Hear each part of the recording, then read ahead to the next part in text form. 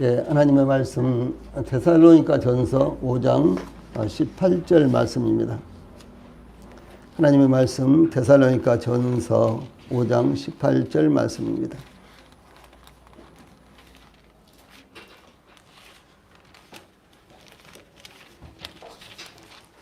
예, 제가 먼저 봉독을 해드리겠습니다. 하나님의 말씀 데살로니가 전서 5장 18절 말씀입니다. 범사에 감사하라. 이것이 그리스도 예수 안에서 너희를 향하신 하나님의 뜻이니라. 아멘. 자, 우리 성도님들 앞에 보시고 같이 한번 읽읍시다. 데살로니가 전서 5장 18절 말씀 시작. 범사에 감사하라. 이것이 그리스도 예수 안에서 너희를 향하신 하나님의 뜻이니라. 아멘. 전반부는 한 번만 읽으셔도 다 암송하시겠죠? 예. 그래서 범사에 감사하라. 이 말씀 우리 성도들이 오늘 계기를 통해서 잊지 않기를 바랍니다. 예, 오늘은 데살로니가 전서 5장 18절 말씀을 통해서 범사에 감사하는 생활, 범사에 감사하는 생활, 이런 주제로 말씀을 전해 드리겠습니다. 이 감사를 잊고 살 때가 참으로 많습니다. 부모님에 대한 감사, 가족들에 대한 감사, 친구나 지인들에 대한 감사, 더구나 성도들 서로에게 대한 감사는 얼마나 넘칩니까? 이 너무나 감사한 일이 많아서 잊고 살고 또 너무나 자주 만나기 때문에 감사를 잊고 사는 것이 아닌가, 이렇게도 생각을 해봅니다. 또한 그러한 감사를 당연한 것으로 여기기 때문에 감사를 잊고 사는 것이다 라고도 생각을 합니다. 한편 국가에 대해서도 우리의 환경에 대해서도 우리는 감사할 제목들을 수없이 많이 갖고 있습니다. 코로나19 상황에서도 치료 한번 받지 못하고 죽어가는 사람들이 지구촌에는 수없이 많이 있고요. 돈이 없어서 진단 키트도 하나 확보하지 못해서 코로나에 걸렸는지 여부를 알 수 없는 이와 같은 상황 가운데서 코로나 확진자들이 세상에는 정말로 많습니다. 뿐만 아니라 많은 나라들이 백신을 맞는데도 불구하고 백신 접종 대금을 개인이 내야 되기 때문에 우리나라는 외국인들까지도 전부 다 무료로 하죠. 그런데 이 백신 접종 대금을 개인이 이와 같이 지불해야 되기 때문에 백신 접종도 받지 못하는 국가들이 수없이 많이 있습니다. 또한 흙탕물도 구하지 못해서 죽어가거나 썩은 음식물도 없어서 먹지 못해 죽어가거나 돈이 없으면 죽어야 하는 세상에서도 이 든든한 국가와 이웃이 있기 때문에 우리는 살아가고 있다라는 것을 생각해 볼 때 참 너무너무 감사합니다. 예, 뿐만 아니라 이와 같은 환경의 주인이시며 우리의 생명의 주인이시고 우리의 구원의 주역이신 하나님께 대한 감사 또한 우리는 자주 잊고 살고 있는 것입니다. 특히 우리를 세상에 태어나게 하시고 지금 이 자리에 있게 하신 분이 하나님이시지만 우리는 당연히 우리가 여기 있어야 하는 것처럼 생각하며 우리 힘으로 살고 있는 것처럼 생각하기 때문에 감사가 없는 것입니다. 이 사도 요한이 이 하늘의 열린 문을 보았는데 그때 이리로 올라오라 라고 하는 음성을 듣고 하늘의 모습을 보았을 때 보좌에 하늘의 보좌가 베풀어졌고 그 보좌 위에 앉으신 이는 벽옥과 이 홍보석 같았으며 무지개가 둘렀는데 그 모양이 녹보석과 같았다, 이렇게 증가하고 있습니다. 이 세상의 언어로는 그 모습을 표현할 수 없는 장관이었습니다. 또한 보좌를 둘러 24보좌들이 있고 그 보좌들 위에 24장로들이 흰옷을 입고 앉았는데 머리에 금관을 쓰고 앉아 있었습니다. 여기 24장로들은 교회를 상징합니다. 그런데 장차 교회가 어떤 모습이 되겠느냐, 이것은 이와 같이 영광스러운 모습이 될 것이다 라는 것을 요한계시록을 통해서 보여주고 있는 것입니다. 또한 이 사자 같고 송아지 같고 사람의 얼굴 같고 날아가는 독수리 같은 네 생물이 밤낮 쉬지 않고 요한계시록 4장 10절 11절에 보면 거룩하다 거룩하다, 이 4장 8절에 보면 거룩하다 거룩하다 거룩하다 주 하나님 곧 전능하신 이여 전에도 계셨고 이제도 계시고 장차 오실 이시라 라고 이 보좌에 앉아서 이 세세토록 살아계시는 이에게 영광과 존귀와 감사를 올릴 때, 그럼 24장로들은 어떠냐? 요한계시록 4장 10절로 11절에 보면 24장로들이 보좌에 앉으신 이 앞에 엎드려 세세토록 살아계시는 이에게 경배하고 자기의 간을 보좌 앞에 드리며 이르되 우리 주 하나님이여 영광과 존귀와 권능을 받으시는 것이 합당하오니 주께서 만물을 지으신지라 만물이 주의 뜻대로 있었고 또 지심을 받았나이다 라고 찬양과 감사를 올렸습니다. 이 24장로들은 교회를 상징하는데 그들이 금별유관을 쓰고 있었다 그랬죠. 그런데 금별유관을 벗어서 보좌에 앉으신 이에게 바쳤다 드렸다 라고 이렇게 표현하고 있습니다. 무엇을 말하고 있는 거는 24장로들 곧 교회가 이와 같이 영광스러운, 아주 그 표현할 수 없는 영광스러운, 아주 장엄한 영광스러움 가운데 있는데, 사실은 교회가 이렇게 있는 것은 교회가 잘했다거나 교회가 어떤 그럴 만한 자격을 갖고 있다고 하는 것이 아니라 이 모든 것들이 하나님의 은혜이다. 그래서 하나님 앞에 그것을 올려보내는 이와 같은 모습을 나타내고 있는 것입니다.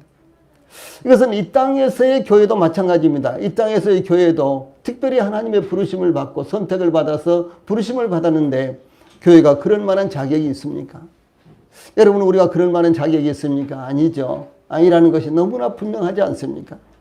그런데도 불구하고 하나님께서 특별히 저희들을 선택하시고 부르셔서 놀라우신 하나님의 은혜를 입게 하시고 이 세상에 주여주여하는 사람들이 수도 없이 많은데도 불구하고 그 중에서 이 놀라운 복음을 깨닫고 믿음으로 말미암아 구원받고 영원한 생명과 영원한 소망을 갖고 있는 것은 저희들이 잘해서가 아니고요. 저희들로부터 난 것이 아니라 하나님의 은혜다라고 하는 것입니다. 그러므로 저희들이 가지고 있다면 가지고 있는 어떤 위치, 저희들이 이제 가지고 있는 모든 것, 이 모든 것들은 저희들이 소유할 가치가 있는 것이 아니라 저희들을 이렇게 구원하시고 이제 저희들에게 영원한 소망을 주신 바로 그 하나님의 하나님께 드려져야 될 것이다 라고 하는 그 사실을 저희들에게 가르쳐주고 있는 것입니다. 이와 같이 사도 요한에게 보여주신 이 하늘의 장엄한 모습의 첫 번째 장면, 그러니까 요한계시록이 22장까지 있는데 그 중에서 이제 1, 2, 3장은 이제 1장은 하늘에 계신 하나님의 어떤 모습인가 이것을 나타내고요. 2장과 3장은 교회의 모습입니다. 현재 교회의 모습. 그 다음에 이제 이 4장부터 19장까지는 이 땅에서 이루어지는 일인데, 그런데 이 4장의 모습을 이야기하면서요. 첫 번째로 보여주신 것이 무엇인가는 하늘의 광경입니다. 그런데 이와 같이 이 첫 번째 장면이 바로 하나님께 예배드리는 장면, 하나님께 예배드리는 모습이다라고 하는 것입니다. 그러므로 하나님께 예배드리며 감사하는 것은 그 무엇보다도 중요한 것이다 라고 하는 사실을 요한계시록을 통해서 저희들에게 가르쳐주고 있는 것입니다. 자, 우리는 제일 먼저 이 말씀을 통해서요, 데살로니가전서 5장 18절 말씀을 통해서 그러면 이 우리가 감사를 드려야 될 분이 누구냐, 감사의 대상이 누구냐라는 것부터 상고를 하겠습니다. 이 사도 바울은 범사에 감사라 이렇게 공고를 하고 있죠. 그런데 이 감사하기 위해서는 제일 먼저 감사의 대상, 즉 우리가 누구에게 감사할 것인가를 아는 것이 중요한 것입니다.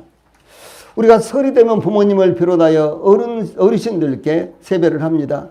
또한 때때로 부모님과 은사들과 은혜를 입은 분들을 찾아뵙고 인사를 드리기도 합니다. 그 이유는 우리가 그들에게 은혜를 입었으며 사랑을 받았으며 도움을 받았기 때문입니다.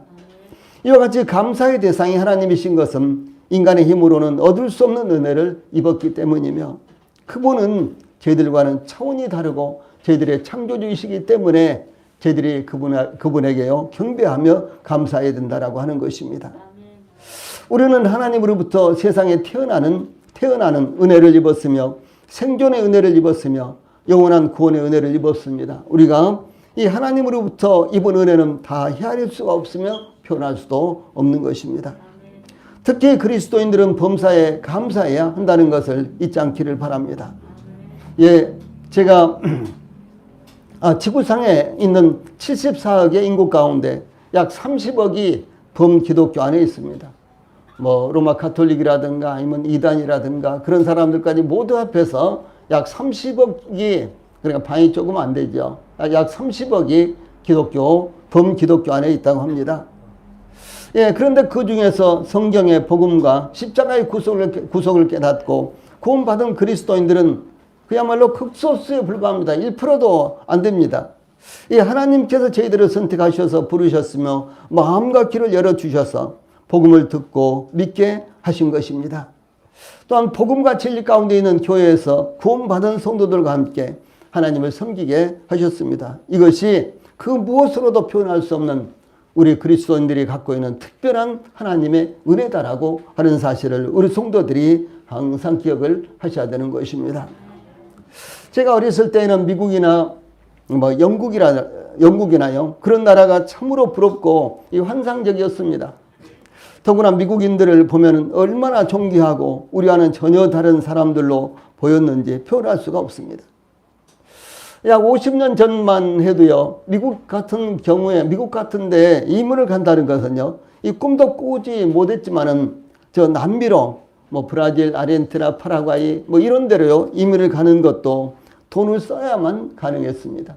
예, 줄줄 또 혹은 또 브로커들 뭐 이런 사람들을 이용해서 돈을 써야지만 이민이 가능했습니다. 서울에 사는 사람들이 저 아르헨티나든가 파라과이, 브라질로 가서 농사 짓겠다고 이렇게 해서 이민을 가서 농사를 지을 수 있습니까? 농사를 한 번도 해보지도 못했는데요. 그래서 도시로 가서 이제 도시로 진출을 하고, 이것이 이제 과거 50년 전, 40년 전에 우리나라의 이민의 요 같은 모습이었습니다. 예, 그러나 오늘날 전 세계 어디를 가든지 우리나라를 부러워하고 대단한 국가로 생각하며 존중합니다. 동남아는 물론, 동남아나 남미는 물론이고 미국이나 유럽으로 이민을 갔던 국민들이 계속해서 되돌아오고 있습니다. 소위 역이민이 지금은 이루어지고 있는 것입니다. 이 중국에 살고 있는 조선족들이나 유라시아에 살고 있는 고려인들, 사할린이나 이 카레이스키, 이분들은 이제 중국이라든가 이런 데서 살다가요, 또 러시아로 이렇게 이주를 하고, 그리고 이제 강제로 사할린으로 이주를 당한다든가, 아니면은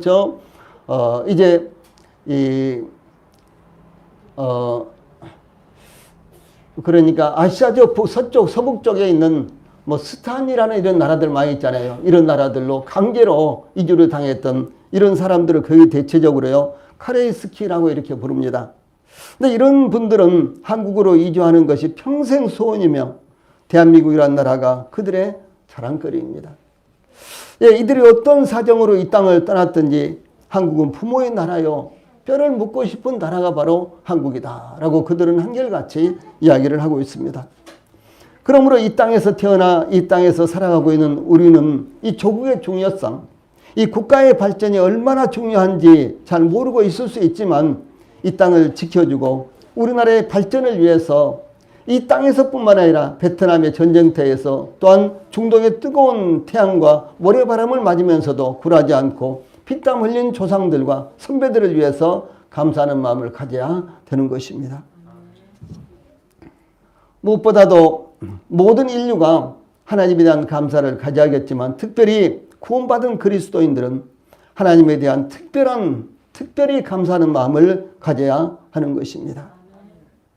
찬송가 304장 그 크신 하나님의 사랑, 이 작가의 배경이 또 이 곡을 찬양함으로 말미암아 이 찬송을 전 세계에 퍼뜨렸던 이와 같은 가수의 그 상황이 그러합니다. 세 번째 절에 하늘을 두루마리 삼고 바다를 먹물 삼아도 한없는 하나님의 사랑 타기로 갈 수 없겠네. 하나님의 크신 사랑 그 어찌 닿았을까. 전을 높이 쌓아도 채우지 못하리. 하나님 크신 사랑은 측량다 못하네. 영원히 변치 않는 사랑 성도여 찬양하세. 이렇게 작사와 작곡가 그리고 가수는 고백을 합니다. 이 찬송은 미국의 프레드릭 레만이라는 목사님이 1917년에 작사 작곡했는데 시골에서 자비랑 목회를 하면서 쪽 많은 교회에서 목회를 하면서요, 틈만 나면은 찬송시를 써서 많은 찬송시와 또 작곡을 한 이와 같은 목사님이십니다. 그런데 이 찬송은 1974년 스위스 로잔에서 열린 복음전도대, 이 빌리그램 전도단의 찬양사역자였던 한국인 여성 킴 윅스라는 이와 같은 한국인 여성이 있었는데요. 이가 불러서 대중에게 알려졌고 유명해진 이와 같은 찬송입니다.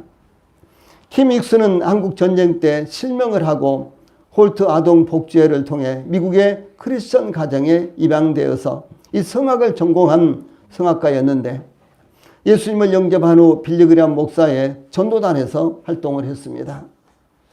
그러나 이 찬양으로 하나님께 받은 은혜와 사랑이 킴 윅스와 프레드릭 레만 목사뿐이겠습니까?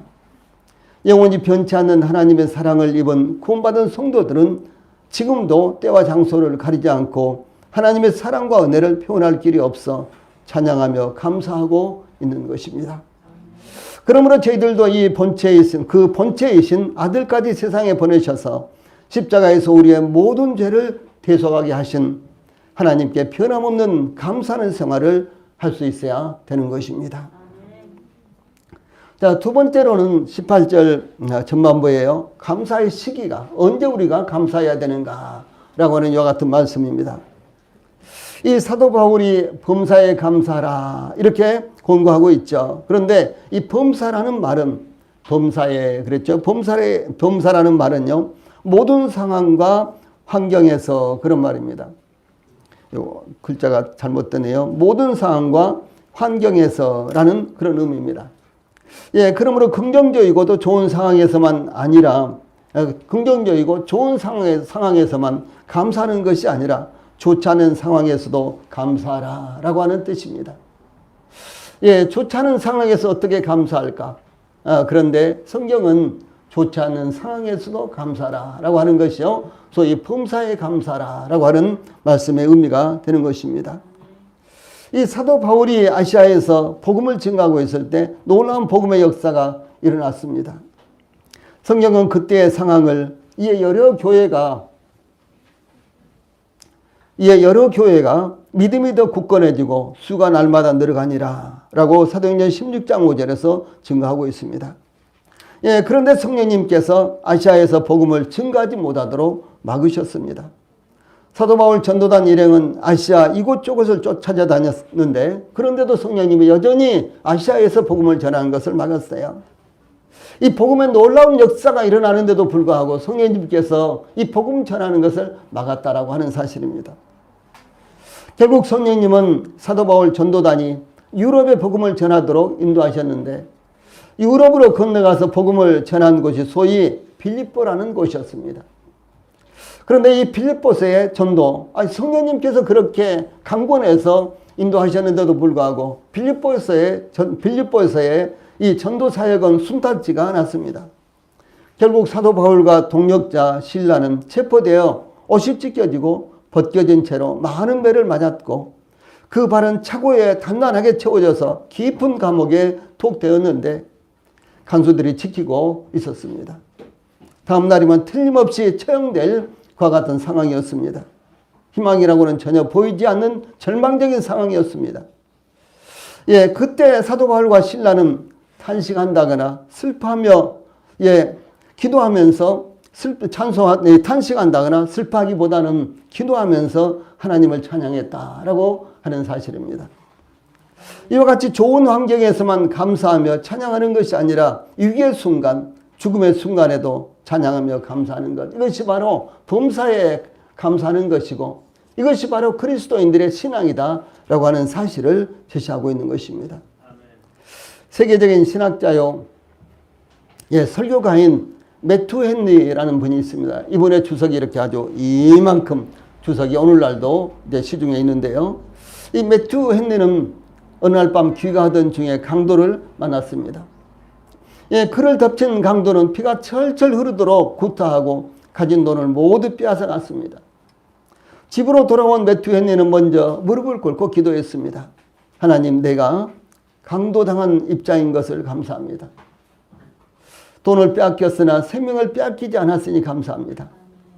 나를 괴롭힌 그 강도를 위해 기도할 수 있으니 감사합니다. 그가 다시는 강도로 살지 않도록 하옵소서. 이렇게 기도했습니다. 극한의 어려운 가운데 어려운 상황을 만났는데도 불구하고 기도할 수 있는 여유를 갖는 것이 그것이 바로 그리스도인들의 신앙이다라고 하는 사실입니다. 이스라엘 백성들은 애굽에서 430년 동안이나 노예 생활을 하던 민족이었지만 하나님께서 모세와 아론을 보내셔서 애굽에서 해방시키셨습니다.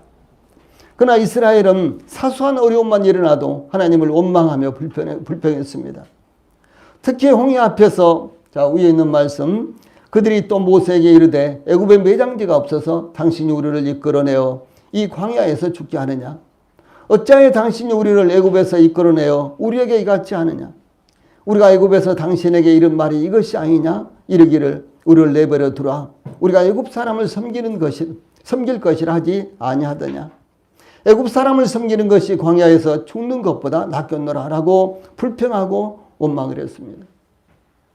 그들이 애굽에서 430년 동안이나 노예 생활을 하던 것을 하나님께서 그 애굽에서 이끌어내시고 해방시켜 주셨는데도 불구하고 조그만 어려움, 이것은 우리가 해결할 수 없다 하는 이런 어려움이 오자요. 금방 하나님 앞에 불평하고 원망했다라고 하는 것이죠. 또 신광야에 이르러서는 이스라엘 백성들이 애굽에서 나온 지 한 달쯤 되었을 때였습니다. 이스라엘 자손 온 회중이 그 광야에서와 모세와 아론을 원망하여 이스라엘 자손이 그들에게 이르되 우리가 애굽 땅에서 고이가마 곁에 앉아있던 때와 떡을 배불리 먹던 때에 여호와의 손에 죽었더라면 좋았을 것을 너희가 이 광야로 우리를 인도해내어 이 온 회중이 줄여 죽게 하는도다 라고 이렇게 불평하고 원망을 했습니다. 하나님께서 그들을 이끌어내시고 하나님께서 그들을 해방시켜 주시고 하나님께서 그들을 애굽에서 구원해 주셨기 때문에 하나님께서 그들을 책임지실 것이었습니다. 그런데도 불구하고 이스라엘 백성들은 그 잠시 동안을 참지 못하고 우리가 여기서 굶어 죽게 됐다 라고 하면서 불평하고 하나님을 원망했습니다. 민수기 14장 1절로 4절 말씀에도요. 이 말씀은 민수기 13장, 14장 두 장에 걸쳐서 나오는 말씀입니다. 그런데 이 가데스 바네아라는 곳에서 이 가나안 땅을 정탐한 후에도 그들이 울고 불고 소리를 치면서요. 그러면서 하나님을 원망하고 불평을 했습니다. 감사를 모르는 민족, 이 사소한 것에도 불평과 불만과 재앙을 일삼던 백성들은 젖과 꿀이 흐르는 땅, 이 약속의 땅 가나안 땅에 들어가지 못하고 광야에서 모두 다 엎드려지고 말았습니다. 인도의 시인 타고르라는 분이 있죠. 아주 유명한 시인이죠. 그런데 이 타고르는 감사의 분량이 곧 행복의 분량이다 이렇게 말했습니다. 여러분 감사하는 마음이 있습니까? 먼저는 하나님께 감사하는 마음이 있습니까? 다음에 가족들에게 혹은 부모님들에게 또 형제 자매님들에게 형제간들에게 감사하는 마음이 있습니까? 그리고 이 나라에 대해서 이 사회에 대해서 감사하는 마음이 있습니까? 그 감사가 내가 얼마나 행복하느냐라고 하는 척도다라고 하는 것입니다. 그러면 이 감사하는 마음이 없다면 그 사람은 행복한 사람이 아니에요.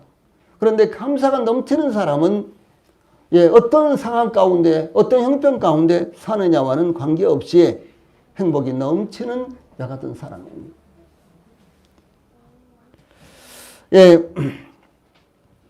그러나 매사에 원망과 불평을 하는 사람들이 있죠. 이런 사람들은 행복을 모르는 사람이요. 그 사람은 행복한 삶을 불행한 사람을 이 감사를 모르는 사람, 그런 사람은요, 불행한 삶을 사는 사람입니다. 이 칼 힐티라는 이런 분이 계시는데요. 이분은 정치인이고 기독교인이며 아주 대단히 책을 많이 저술한 여 같은 분입니다. 그런데 이분은 참된 행복은요, 행복을 추구하느냐, 어디 가서 행복을 얻으려고 하느냐. 아무리 물질을 많이 얻어도 또 세상에서 높은 사람이 돼도요, 거기서 행복을 얻을 수가 없다. 행복을 얻기 위해서는 사복음서를 열심히 읽고 거기서 발견해라, 이렇게 했어요. 무슨 말인 거는 그리스도 예수 안에만 참된 행복이 있다라고 이렇게 증거한 것입니다. 그래서 그는 이렇게 이야기했어요. 결국 우리들의 생활은 고생과 일 그것뿐이었다고 이렇게 하겠다. 나의 75년간의 생활에서 진실로 즐거웠던 것은 겨우 4주일 동안뿐이었다고 해도 과언이 아니다. 이렇게 해석했는데요. 나의 75년 동안 내가 살아왔는데 내가 행복했다고 느끼는 순간은 겨우 한 4주 정도, 28일 정도밖에 안 된다라고 이렇게 말한 거예요. 예. 그는 잠을 이루지 못하는 밤, 아주 유명한 책입니다. 그리고 행복론, 대단히 유명한 책들이에요. 이런 책들을 주술한 분인데요. 그의 행복론에서 행복의 첫 번째 조건으로 감사를 꼽았습니다. 행복에서 감사드리는 것이 아니라 감사드리기에 행복해지는 것이다 라고 이렇게 그는 가르치고 있습니다. 예. 행복하기 때문에 감사하는 것이 아니라 감사하기에 감사를 드리다 보니까 행복해졌다라고 하는 사실이에요. 예, 원망하고 불평하면 불행해집니다. 그러면 진정한 미래도 없습니다. 꿈도 사라집니다. 그러나 감사드리면 행복해집니다. 성공하게 됩니다. 사랑을 받는 자가 될 수 있습니다. 그러므로 우리 모든 성도들도 먼저 하나님 앞에 감사하고 부모나 가족들에게 또한 교회와 성도들에게 감사함으로 감사와 행복이 넘치는 성도들이 되시기를 바랍니다. 다음에 18절 이 마지막 부분에는 감사해야 하는 이유가 나타나고 있습니다. 우리 성도들은 왜 감사합니까? 물질적으로 좀 여유가 있고 맛있는 음식 먹고 그러면은 감사합니까? 예, 그것도 감사하죠. 그러나 그것은요 아주 순간적이고 찰나입니다. 예, 돌아서면 사라져버리는 감사예요. 예, 그런 감사가 아니라 근본적으로 감사해야 될 것들이 있다고 하는 사실이죠. 이 사도 바울은 이 범사에 감사해야 되는 이유로 18절 후반부에 이것이 그리스도 예수 안에서 너희를 향하신 하나님의 뜻이니라 이렇게 증거했습니다. 우리 성도님들 시편 136편을 읽으시면서 혹시 느끼셨을지 모르는데 이 시편 136편은 여호와께 감사하라 그는 선하시며 그 인자심이 영원하미로다 라는 1절부터 시작을 해서 마지막 절 26절에서는 하늘의 하나님께 감사하라 그 인자심이 영원하미로다 라고 하나님께 감사하라 이 감사하라 라고 하는 공고를요 매절마다 반복하므라고 26번이나 나타나고 있습니다. 시편 136편 하나님께 감사하라 여호와께 감사하라 라는 말씀이요 26번이나 매절마다 반복되고 있는 거예요. 특별히 아마 영어 성경이라든가 이런 걸 보면요 1절과 2절은 제일 먼저 감사라는 말씀이 먼저 나옵니다. 우리말 성경은 이제 번역하다 보니까 그 말이 뒤에 나옵니다만은 예, 영어 성경만 봐도 제일 먼저 감사라는 말씀이 먼저 나오는 거예요. 이 감사가 그렇게 중요하다라고 하는 사실을 말씀하고 있는 것입니다. 즉 하나님은 선하시며 그 인자하심이 영원하시기 때문에 감사라고 공부하는 것입니다. 여기 여호와께 감사하라 라는 말씀은 여호와께 감사하라 라는 말씀은요 진정한 감사가 무엇인가를 우리들에게 일깨워주는 이와 같은 말입니다. 그래서 여호와 하나님이 행하시는 일을 공개적으로 인정하라는 초청의 뜻입니다. 그러므로 감사하는 것은 하나님께서 베풀어 주신 은혜와 사랑을 공개적으로 인정하고 드러내는 것을 의미한다 라는 사실입니다. 이스라엘 백성들이 그랬듯이 저희들도 하나님께서 베풀어 주신 은혜를 쉽게 잊어버리고 살아가고 있는 것입니다. 하나님께서 베풀어 주신 은혜를 잊어버리면 지금 당장 없는 것만 생각하고 낙심할 것입니다. 이것이 우리들의 모습입니다. 우리는 우리 손에 잡혀야지만 그것이 우리의 것으로 생각하고요, 감사하는 거예요. 그러나 진정한 것은 우리 마음에 있는 것입니다. 우리의 마음에 있는 것이 영원한 것이고 진정한 것입니다. 그러나 우리 손에 있다고 하는 것은요, 이건 순식간에 사라져버린 거예요. 이건 절대로 끝까지 가지 못하는 것입니다. 이것은 자의로 타의로 없어져 버리고 사라지는 것입니다. 그러므로 지금까지 하나님께서 베풀어 주신 은혜를 기억하며 늘 묵상하는 사람은 감사의 생활을 할 수 있습니다. 범사에 감사라는 것은 힘들고 어려워도 감사거리를 찾아서 하나님께 감사드릴 때 어려움도 고난도 하나님께 감사하게 되고 우리의 마음이 풍요롭게 되는 것이다 라는 사실입니다. 욥은 극단의 고난을 당했죠. 그런데 욥의 아내는 하루에 날벼락을 맞아 모든 가산이 풍비박산이 되자 남편 욥을 향하여 그래도 당신이 그래도 자기의 온전함을 굳게 지키느냐, 하나님을 욕하고 죽으라, 이렇게 저주를 퍼부었어요. 이렇게 불평하며 이 불평을 넘어서 저주를 했습니다. 그때 욥은 그대의 말이 한 어리석은 여자의 말 같도다. 우리가 하나님께 복을 받았은즉 화도 받지 아니하겠느냐 라고 대답하면서 모든 일에 그 입술로 하나님께 범죄하지 않았습니다. 우리가 하나님께 복을 받았은즉 화도 받지 않겠느냐. 우리가 영원한 생명을 받고 하나님의 자녀가 되었으니까 이 세상에서 시련과 고난은 아무것도 아니다. 시련과 고난은 이 세상 지배자가 지금은 마귀죠. 사단 마귀입니다. 그러므로 그 이 세상 지배자로부터 고난과 시련을 당한다고 할지라도 그것은 아무것도 아니다 라고 하는 사실입니다. 어느 날 어떤 임금님이 식사를 하는데 평소와는 다르게 음식이 너무너무 맛있었습니다. 그래서 주방장을 불러서 이 사람아, 어떻게 하면 그렇게 솜씨가 좋은가 이렇게 묻자 주방장이 대답하기를, 전하, 그것은 제가 실력이 좋아서가 아니라 오늘 가게 주인이 신선하고 좋은 재료를 제공해 줬기 때문입니다. 이렇게 대답을 했어요. 그때 임금은 가게 주인을 불러서 어떻게 그렇게 좋은 물건을 팔았느냐 이렇게 묻자 가게 주인이, 전하, 농사를 지은 것을 가져다가 파는 것이지 제 공로가 아닙니다. 이렇게 대답을 했습니다. 이번에는 임금님이 농부를 데려다가 물었습니다. 어떻게 그렇게 농사를 잘 지었느냐. 그러자 농부가 대답하기를요, 자, 제일 밑에 있는 말씀, 농부 그 말씀 같이 한번 읽어봅시다. 시작. 저는 농사꾼일 뿐입니다. 하나님께서 햇빛을 주시고 단비를 주시고 만 가지 은혜를 주셔서 거둔 것입니다. 저는 아무 공로가 없습니다. 이렇게 했어요. 예, 사실은 하나님께서 햇볕을 주시지 않고 비를 주시지 않고, 그렇다면은 농사 지을 수 없는 건 아니겠어요? 예. 그런데 자기가 잘해서 자기 기술로 그렇게 해서 모든 것들을 생산해내는 것처럼 이렇게 생각하면 감사할 것이 아무것도 없는 것입니다. 그렇죠? 그런데 하나님이 만약 햇볕을 주시지 않았다면 어떻게 내가 농사를 지을 수 있지? 참 하나님 감사하다.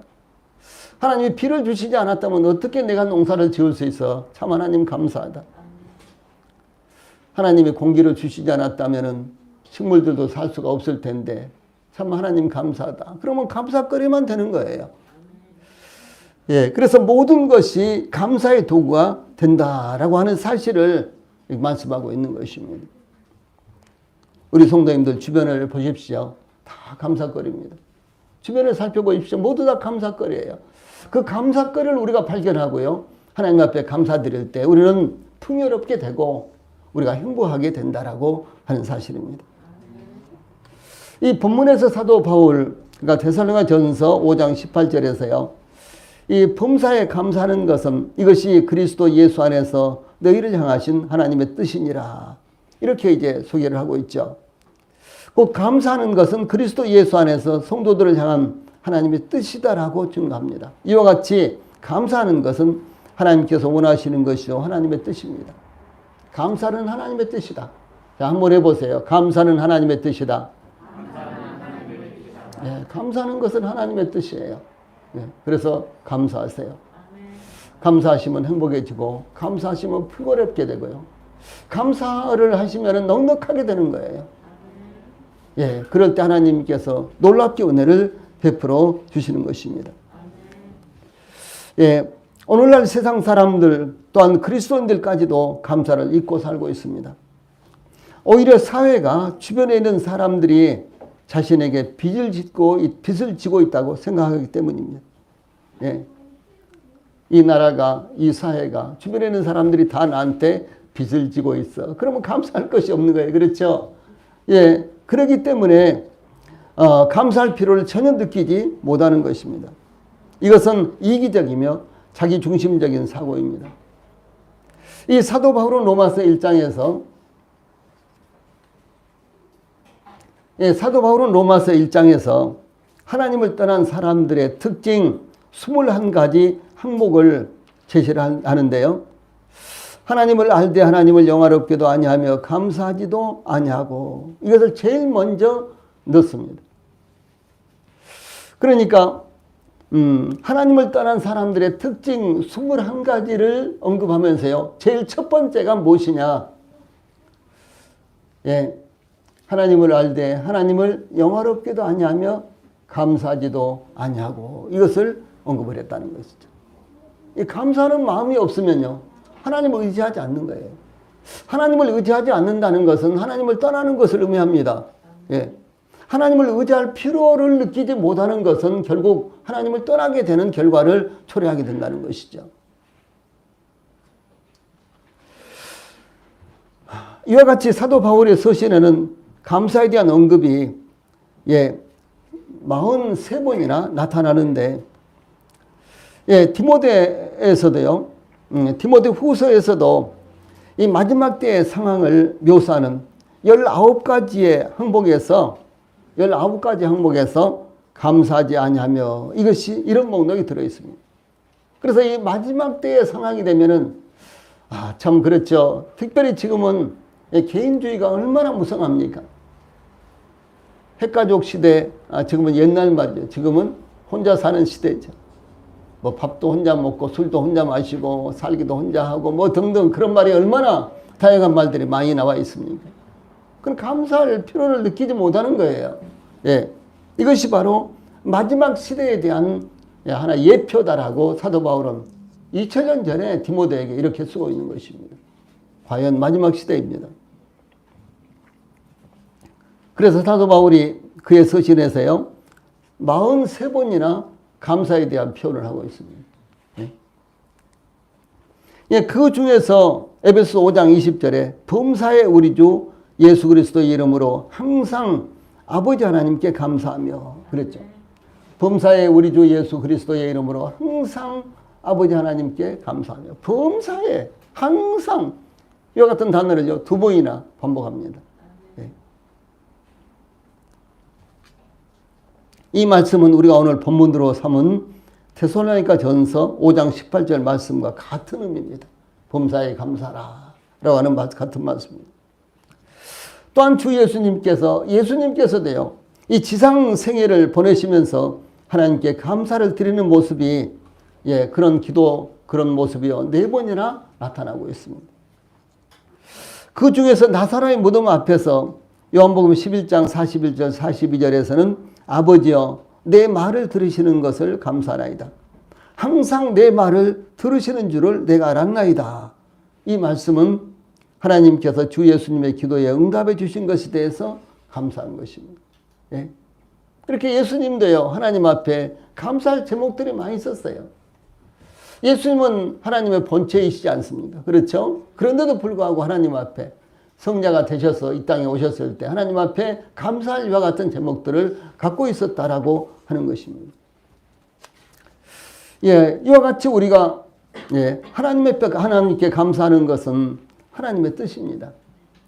하나님의 뜻은 하나님께서 원하시는 것이며 하나님께서 우리들에게 가르치시는 것이며 우리의 삶이 하나님의 뜻을 따라 감사로 이루어져야 한다라고 하는 것을 의미합니다. 그래서 먼저 짜증내고 먼저 불평하고 먼저 마음에요 완악한 생각을 갖기 전에 먼저 하나님 앞에 감사하십시오. 비록 몸이 아파도 그것으로 말미암아 하나님 앞에 감사할 제목을 찾으십시오. 대단히 어려운 경제적인 상황이 왔다고 할지라도 그것으로 불평하기 이전에 하나님 앞에 감사할 상황을 제목들을 찾으십시오. 그러면 얼마든지 그런 제목들이 있는 것입니다. 이 사실 모든 일에 대해서 이와 같이 감사하기란 쉬운 일이 아닙니다. 믿음의 시련, 생활의 결핍, 핍박과 질병과 사별 등 감사하기가 어려운 일들이 얼마나 많이 있습니까? 그러나 하나님의 뜻은 감사하는 것입니다. 그 이유는 하나님은 완전하시며 더 멀리 보시고 지금 모든 것을 보시고 역사하시고 절대로 실수하지 않으시기 때문에 하나님 앞에 우리가 감사해야 되는 것입니다. 이 사도 바울은 이렇게 증거했어요. 자, 같이 한번 읽읍시다. 시작. 우리가 알거니와 하나님을 사랑하는 자 곧 그의 뜻대로 부르심을 입은 자들에게는 모든 것이 합력하여 선을 이루느니라. 로마서 8장 28절 말씀입니다. 모든 것이 합력하여 선을 이루게 하시는 하나님. 비록 어려운 일, 고통스러운 일, 또 힘들게 보이는 일, 그런 일이 닥쳐왔다고 할지라도 이 모든 것들을 통해서 선을 이루시는 분이 하나님이세요. 하나님께서 하나님의 백성들에게 절대로 손해를 끼치게 하려고 한다든가 절대로 하나님의 백성들이 일어서지 못하도록 한다든가요. 그런 일을 하시지 않습니다. 우리 성도님들 이스라엘 백성들이 범죄했을 때 북왕국은 아수르에 의해서 BC 722년에 멸망을 당하고 남왕국은 바벨론에 의해서 BC 586년에 멸망을 당해서 많은 백성들이 죽고 살아남은 백성들은 포로가 돼서 끌려갔어요. 그런데 하나님은 그대로 내버려 두지 아니하시고요. 포로로 끌려간 다음에 이스라엘 백성들이 우리가 하나님 앞에 죄를 범했구나라고 이 사실을 깨닫도록 하기 위해서 하나님이 부득이해서 그런 방법을 취하셨다는 것이죠. 이스라엘 백성들을 그냥 영원히 멸망시키기 위해서라든가요. 이스라엘 백성들이 그냥 미워서 고통을 좀 받아봐라. 이런 생각으로 하나님께서 그들에게 포로가 되게 하시고 멸망하게 하시고 그런 것이 아니라 그들이 하나님 앞에 돌아오도록 하기 위해서 하나님께서 그렇게 하신 거예요. 왜냐하면 하나님 앞에 돌아온 것보다도 더 큰 복이 없으니까. 그것이 가장 큰 지복이니까. 그래서 하나님께서 이스라엘 백성들을 그렇게 이끄신 것입니다. 그래서 이 모든 것이 합력하여 선을 이루신 것입니다. 누구에게? 그리스도인들에게. 부르심을 입은 자들에게는요. 우리 모두가 다 부르심을 받았잖아요. 이 부르심을 입은 모든 백성들에게, 모든 하나님의 백성들에게는요. 굳은 일, 좋은 일 이런 것들이 여러 가지로 일어나지만 그러나 이와 같은 일들을 통해서 하나님께서요. 선으로 이끄신다라고 하는 사실입니다. 그러므로 어렵고 고통스럽고 힘들게 보여도 하나님께서는 이 모든 것들을 통해서 선을 이루시는 분이십니다. 그러므로 범사에 불평하거나 원망하지 말고 감사하는 삶을 살게 되시기 바랍니다. 찬송 부르시겠습니다.